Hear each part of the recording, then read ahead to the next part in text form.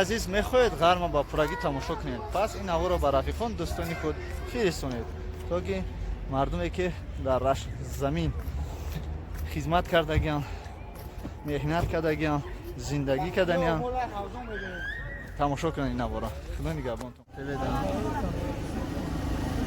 دومم تهران لا اله الا الله محمد رسول الله لا اله الا الله محمد لا اله الا الله محمد پروردگار بنده را بخیر رحمت سلامت باد دائما با پلان ان شاء الله عیس بگرده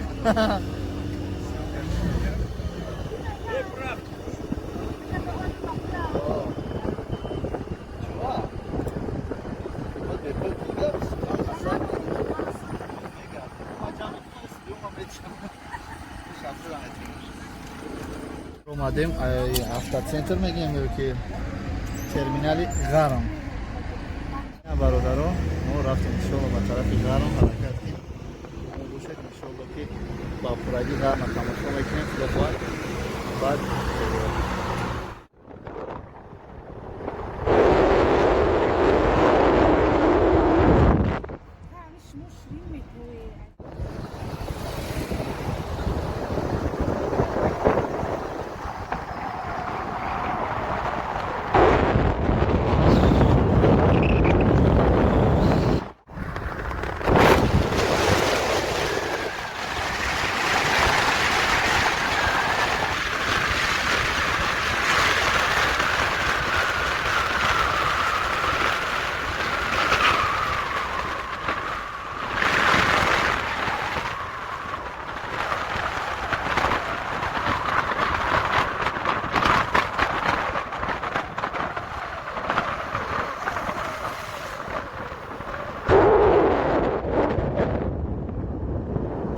برادران عزیز ما سفر خود را سر کردیم طرف غرم.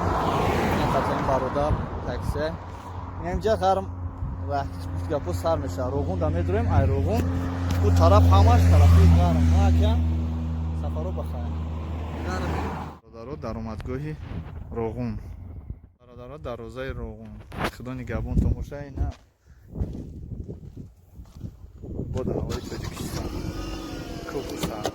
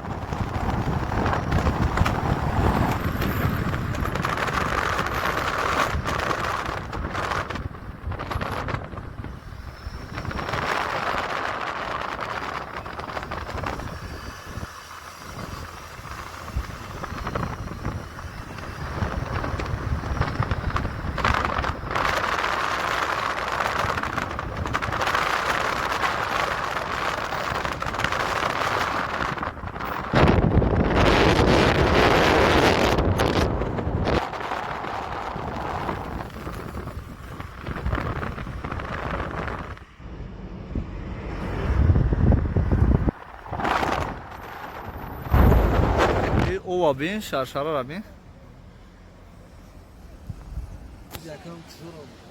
کم از او جای مویکه کم از او. نه برادران عزیز ما طرف غرم رفتیم. اینا وطن تماشا کنیم برادران همه با خاطر شما دوستان عزیز.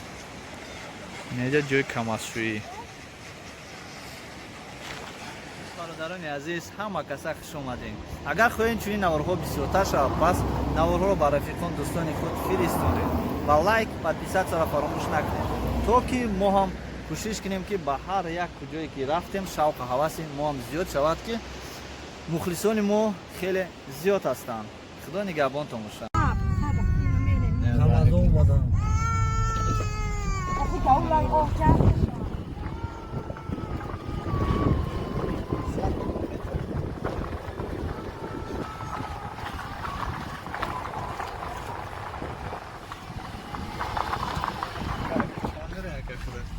دایره چند کیلومتر هم خیلی راه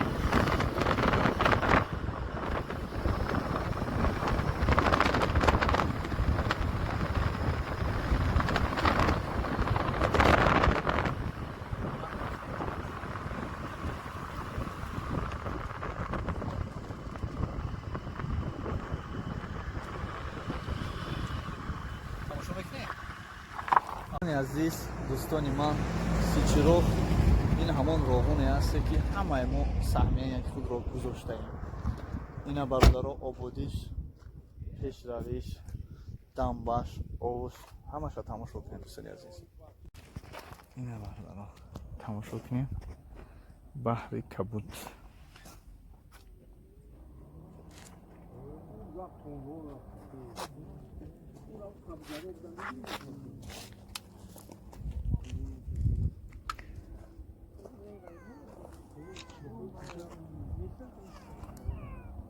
бародаро барои шумо ҳама тарафаш ҳама гӯшаву канораш ман наворбардорӣ кесам. ина бинен трасса омадаистанд мошино ҳамиҷа то тарафша шумода наворбардорӣ мекарда нишон дода истодам ки дӯстони азиз мана кор олиам рафта истодааст. ина ободиш хеле то касе ки надидааст марҳамат тамошо кунед дӯстони азиз. ина бародаре ки имрӯз моро мошин қатъи овардааст аз ялдмиҷа ин бародаре бародаро иҷо мехезад серавно то куҷора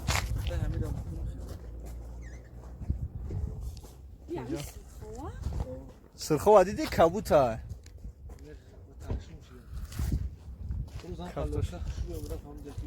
ам лоткор часня ам лоткор хушмазе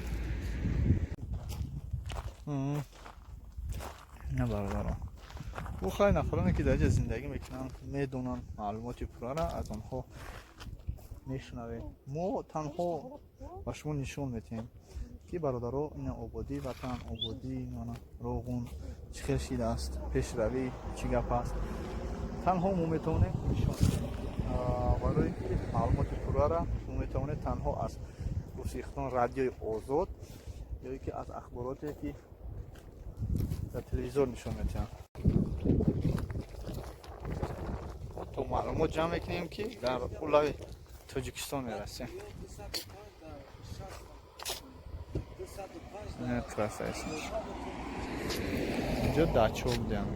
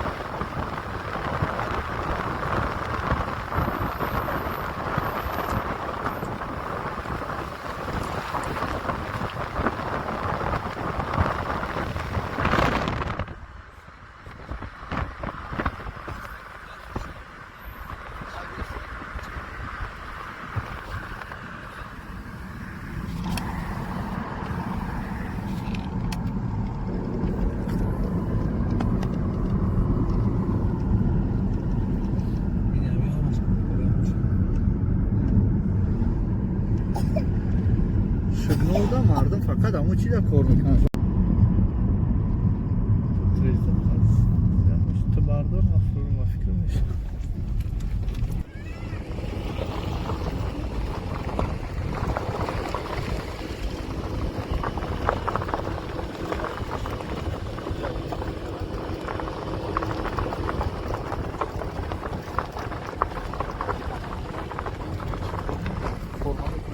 فرم میکنم. تا نامور فرم.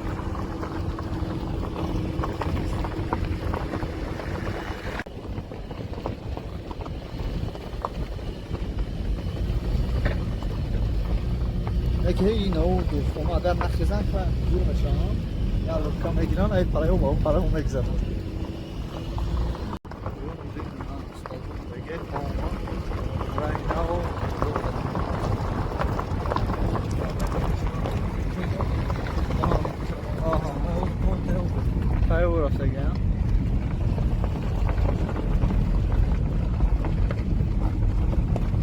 کیلومتر انتظاریم برای که بیسمریم.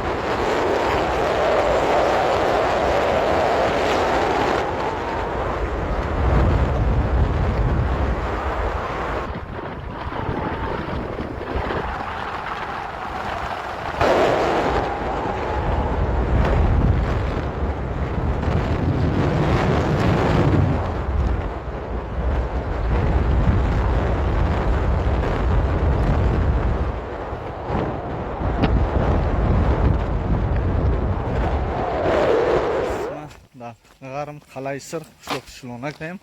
Мактаби рақами 12 доштааст.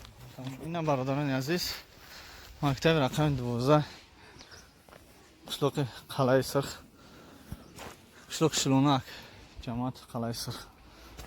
Ина мактабаш.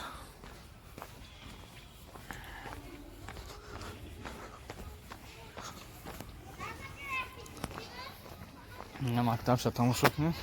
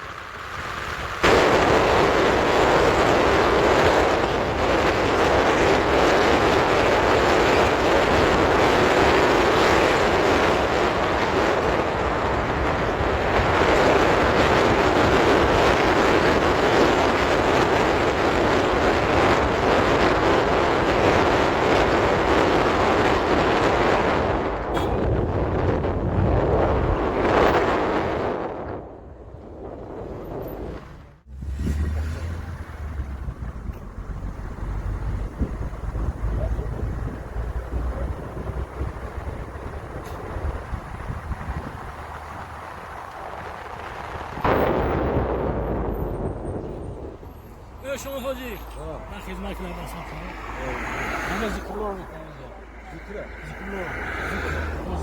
ذکر مبلغ شهر مبلغ چه من چه داره برکی با گوش چشمتی چشمتی او تمام تیم با ماینه بگیرم اونجا جمون جون تا امونات منه بگو نشید کلیتو او دا کالات بالا کالات کا گرفتم که نشید او دیگه بسات شد ها بگو نشید چون مارد مارش تقدیر دام شد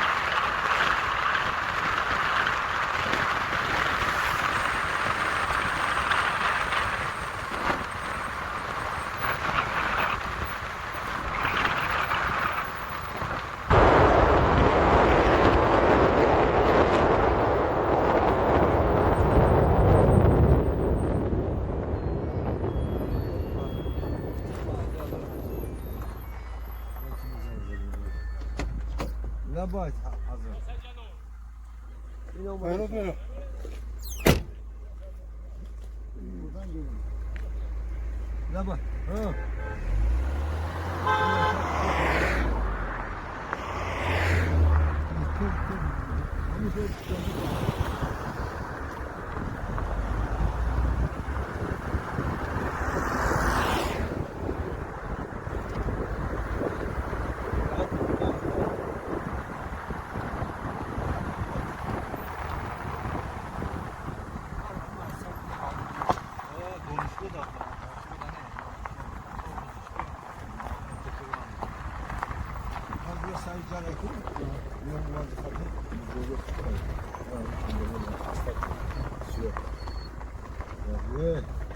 Geliyor.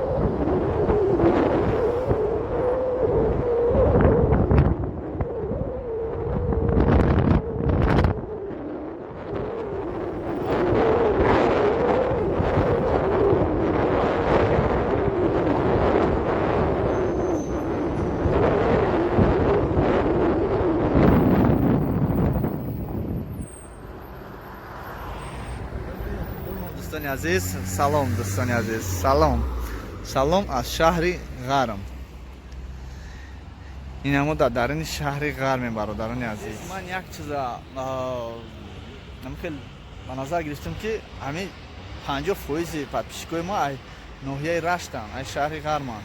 لیکن یکم تشنه نوشتن که هر بر غرم برای مقصد لایک نه ببینیم غرم یکم تش و یو 100% میدونستن که ما تاجیکستان که ما غرم میرم و همین خاطر شاید که و یو بریم بودم و همین خاطر نگفتن که برادر غرم برای غرم تماشا کنیم.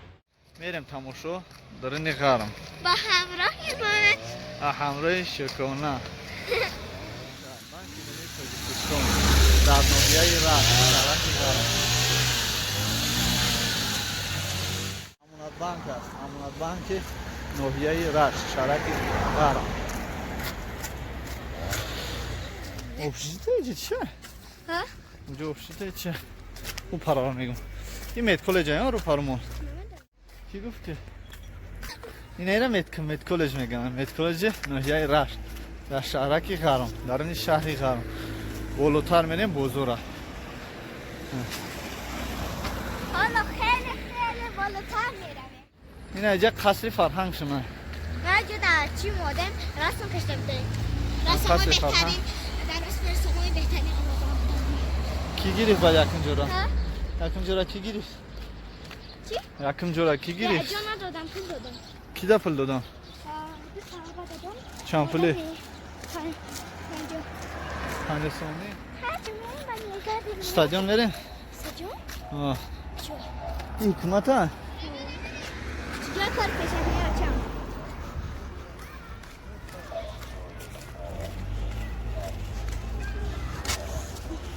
پوچتا بودم پوچتای ناحیه رشت پوچتا آه اینجا پوچتا بود اینجا نه دیگه گیرد کن اینجا بود یا پویون بود پوچتا این اینجا حکومت شد. عزیز میخواید غرم با پرگی تماشا کنید پس این هوا رو با رفیقان دوستانی خود فرستونید تا که مردمی که در رشت زمین خدمت کردگیان مهنت کردگیان زندگی کردگیان تماشا کنید این هوا را. خدا نگهبان دوستان عزیز همه کسا تماشا کنید حکومت قهرمان تاجیکستان قهرمان تاجیکستان ای همه بیرقی که در تمام منطقه تاجیکستان ما گشتیم خورترینش انمی بوده است ای همه پست بعد تمام دولتایی که همو شهرهایی که ناحیه‌ای که ما رفتیم از همش پسترینش همین ناحیه در بیرق انا دیگر ناحیه را دیدیم خیلی بلند است یا شاید که این در بلندی باشد با همون خاطر اینه بانک اسخط قسم احتیاطی لیمپوپو مرکز خدمت رسانی و ویلون چایخانه بالای آب اینا پوچتا ای طرف ده او پوچتا نبده دوم پوچتا انا اینجا این اتقا میره خیلی اینجا هم در این همون رایون هست اینجا رو پوچتی و اینجا مغازه ظریفی خوراکوری این چایخانه بالای آب اینه بزرگ میریم بزرگ پیتزا میفروشن پیتزا؟ جای پیتزا اینجا جای پیتزا بودن جای پیتزا فروشی بودن چایخونه بالای او در اینجا نمیدونم اینجا یک چایخونه دیگه میشه وقتی کنم های طرف بازار غرم بازار بالا بازار پایین هم داره؟ داشتم پیش گفتم یادم اونجا بازار ته باز میریم بازار ته بیا بدن بازار بالا بریم چه؟ همه چیز میش میگن میکشی عثمان دا بند میکشی میکنن این دلانای غرم یک سامان درین بازار شد آه درین بازار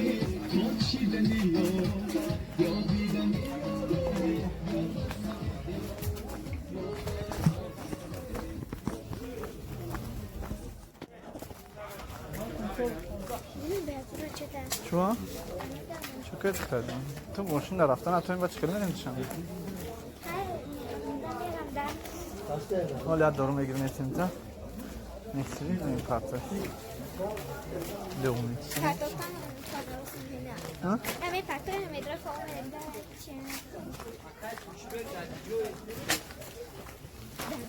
نه با تاگه نوشن اتم که دندان تمیزنه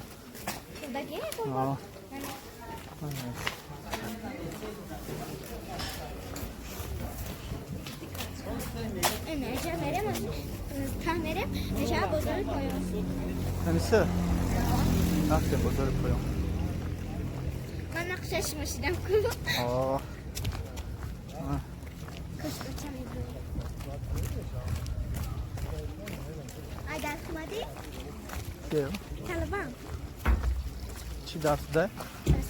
اصلا در نیز بود چه تو نرفتی؟ چه تو نرفتی؟ کجا؟ اصلا رفتم امروز رفتی سهر میره تا؟ مرغای ایرونیه یا؟ اوجین زبود؟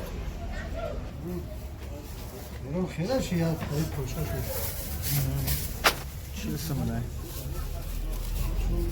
پیاز یوکش بزن؟ سازو کارم میتونی ای پگم بونو شهر بونو گریلا اینه گریلا هم پوچه اما سبایش که اینه نینجا رو پارو یعنی حکماته اینجا پوچه هم هسته اتم نده نچه خونه بگه سهری میرم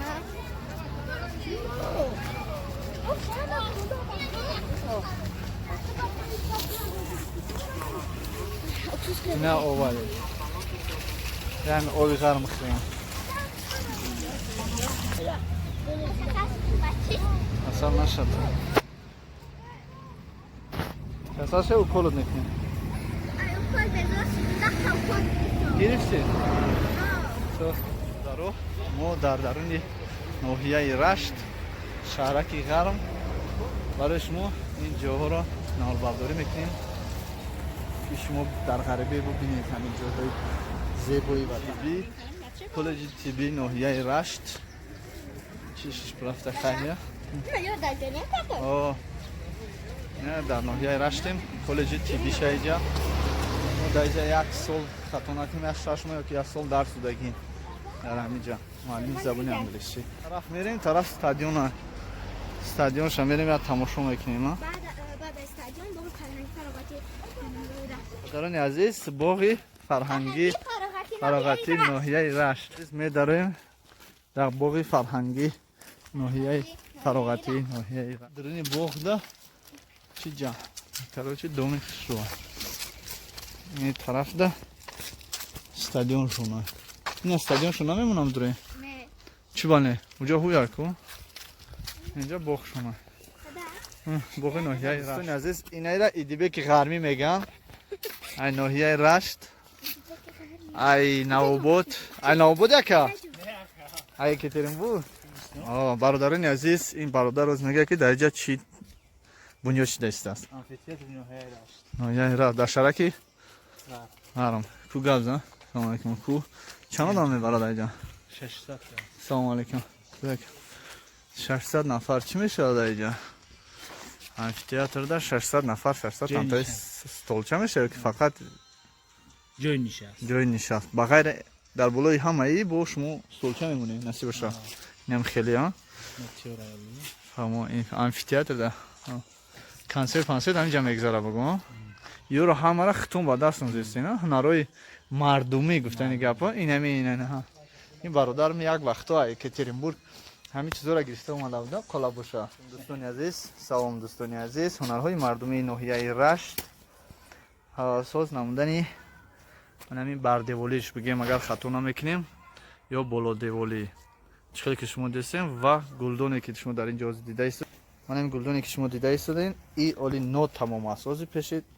یک تاش میریم که با پورگی تمام شده است این دوستان عزیز چخیلی که شما دیده ایستید این علاقه با پورگی تیار شده است رنگ بور کردگی و علاقه در نشته گل شوندگی انا این در دیوال چخیلی که شما دیدین این دوستی ما در ناحیه رشت چنین رسم ها چنین دیوال ها رو زیبا میکنه برای هر نفری که خواهشمند است این جایی که شما دیدین آمفی‌تئاتر این برادر ما با پررگی خود اون کس در اینجا сами худро гузоштааст дар ноҳияи Рашт ва ин деволое ки шумо дидаистед мана ин оли нот тамом аст, лекин ҳамино худашон кардаистанд. Мана устоо аллакай давом додаистанд. Ино бояд анамихел шавана ҳамҷо ҳамихел ва гулоҳ шояд ки фарқ кна. дӯстони азиз, ба кадоми шумо агар дар кор бошад заборое ки шумо дидаистудем дар ин ҷо мана хел боло деволо агар барои шумо лозим бошад марҳамат ба номерҳое ки дар болои экранмо мегузорем шумо занг занед. албатта манем чанд намуди ҳам хел кӯзаҳои барои гул ҳаст, гулдон мана ино мана инҷа бо як чандтаи дигар метавонед занг занед заказ кунед. танҳо дар ноҳияи Рашт метавонед ки аз дигар ҷоҳо ҳам занг занед, албатта омада барои шумо хизмат мекунад бародари мо. ва заборҳои якчанд намуд заборе ҳаст ки дар оянда шояд ки мо ягон рӯз омада заборҳоро наварбардорӣ кунем. бассейн дора дуруни боғи ноҳияи Рашт, бассейн дора. дар тобистон обуд мекунанд, дар зимистон футбол. стадиони калонам дорам. намедонем иҷозат боша агар медонем сиём пеш мекунем набоша. азиз ина ноҳияи Рашт дар боғшта биромадем. стадион шайна бинем ай боло ба як вақти дигар меем ба ҳазур наварбардорӣ мекунем. ина тозагии района бинем. ина ҷубуракошон навардаро Коммерсбанк Таджикистан кӯзара бинем. дӯстони азиз, аи тараф бо як бори дигар наварбардорӣ мекунем дар ин района то ки бинем ҳона тоуса бинем. тоуси ноҳияи Рашт. азиз, ин магазине ки тамоми намуди велик дар инҷо савдо мекунанд ва чизои лавазимоти хона. стадиони рақами 1. ин стадиони мактаби рақами 1. ина дӯстони азиз,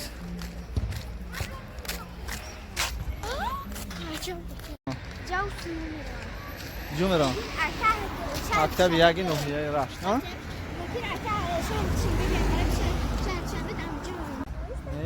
шагирон картона удат кадам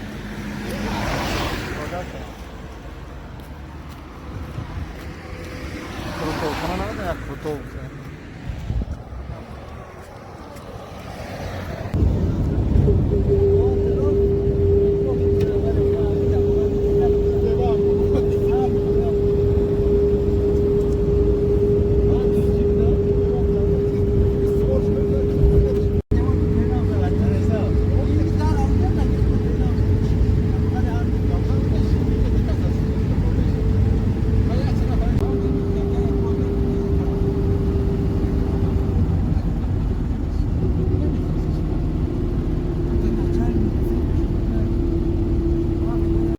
бародарони азиз, ба ҳамаи шумо аз шаҳраки Гарм салом.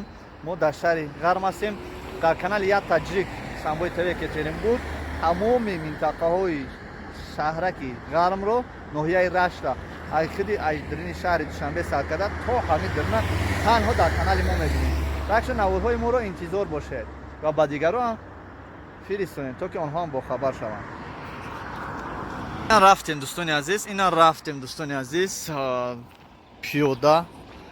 мо ҳар минтақае ки равем аз рӯи ҳурмати эҳтиром ва барои наворбардорӣ кардан беҳтарин навор барои шумо пиёда мегардем то ки шумоам бародаро бубинем беҳтарин наворҳоро, беҳтарин минтақаҳоро тамошо кунем.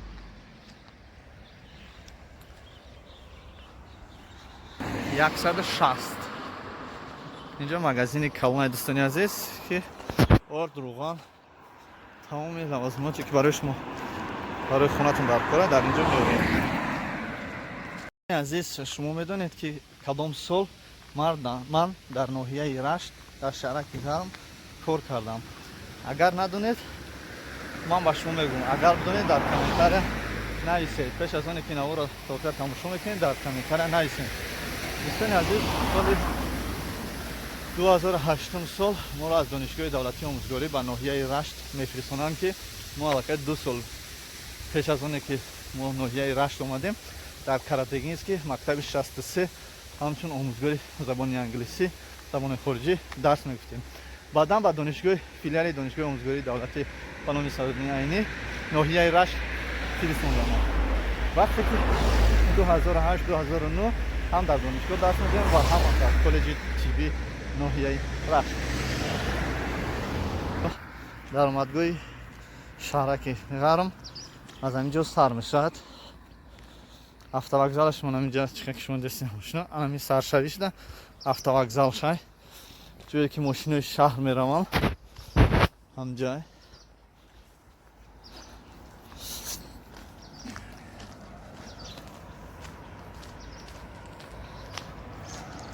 шумо дар чашмтон мебинед дар омадгоҳ ҳамин аст магазин, баъд қисмҳои эҳтиётӣ мағоза, баъд заправка.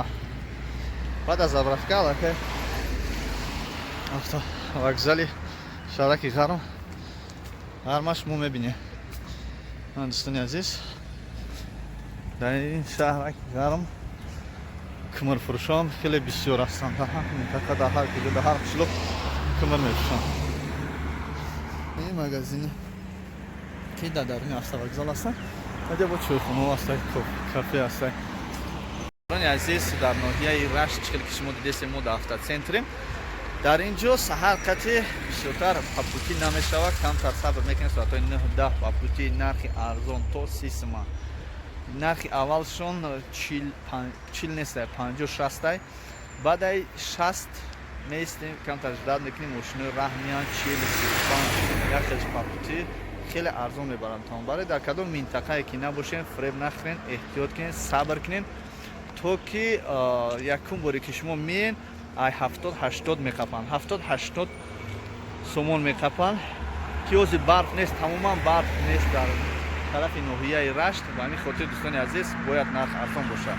яке таксиҳои пастарини қимат мегӯянд. дӯстони азиз, вақте ки як-ду одам мегирад ҳамин таксиҳоам нарха паст мекунанд. ё ки одам нашавад, шанбе якшанбе бинед тамоман рашт Гарм кор намекунад, ҳама ҷо кор намекунад.